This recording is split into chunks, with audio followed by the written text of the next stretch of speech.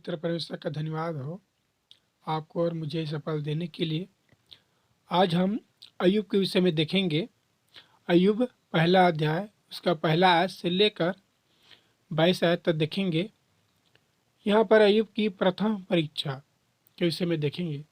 उस देश में अय्यूब नाम का एक पुरुष था। वो खरा था, सीधा था और परमेश्वर का भय मानने वाला था और बुराई से दूर रहने वाला था। उसके 7 बेटे 3 बेटियां थी और हम देखते हैं कि उसके पास बहुत सारे संपत्ति था। 7,000 भेड़ बकरियां थी, 3,000 ऊँट और 500 जोड़ी बैल था, 500 गधियां थी, बहुत से दास और दासियां। उसके पास बहुत से दास दासियां भी थी। लेकिन हम देखते हैं आगे, यहोवा ने शैतान से पूछा, क्या तूने मेरे दास अय्यूब पर नजर डाली है? क्या ध्यान दिया है कि वो कितना सीधा है, कितना खरा है और मेरा भय मानता है और बुराई से दूर रहता है। और हम देखते हैं कि शैतान उसे परमेश्वर से उसको उत्तर दिया, क्या तूने उसके चारों ओर बेड़ा नहीं बांधा? क्या तूने उससे बहुत सारे आशीष से नहीं भरा?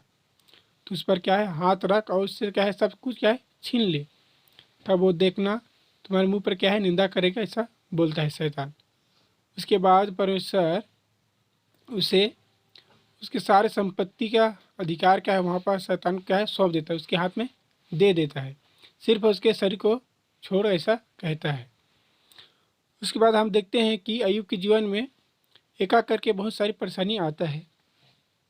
पहले उसके गधियाँ छीन ली जाती है, उसके बाद उसके भेड़ बकरियाँ भी नष्ट हो जाता है। उसके बाद उसका ऊँट भी उससे छीन लिया जाता है। उसके बाद उसके बेटे और बेटियाँ भी उससे दूर हो जाते हैं, वो भी मर जाते हैं।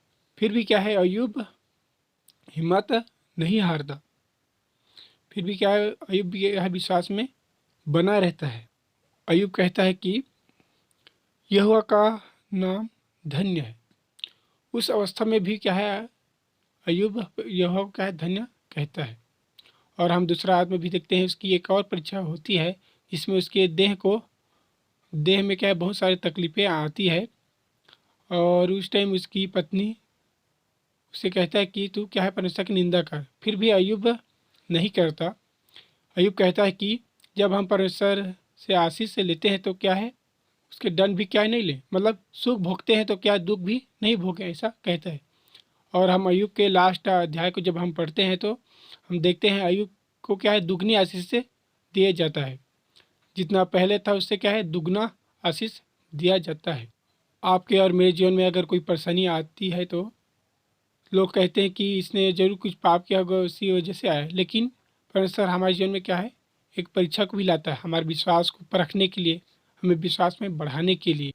हमने अय्यूब के विषय में देखा, वो कैसा खरा था, उसके जीवन में कैसे परेशानी आई, फिर भी परमेश्वर की निंदा उसने नहीं किया, विश्वास बने रहा और आगे चल के उसको दुगनी आशीष मिला। उस तकलीफ से बाहर निकाल दिया परमेश्वर ने।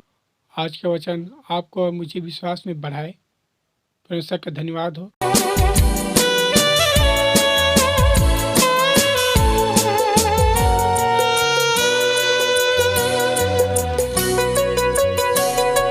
राहों में कांटे अगर हो, रुकना नहीं, चलते जाना। यीशु तेरे साथ है, ये तू विश्वास करना।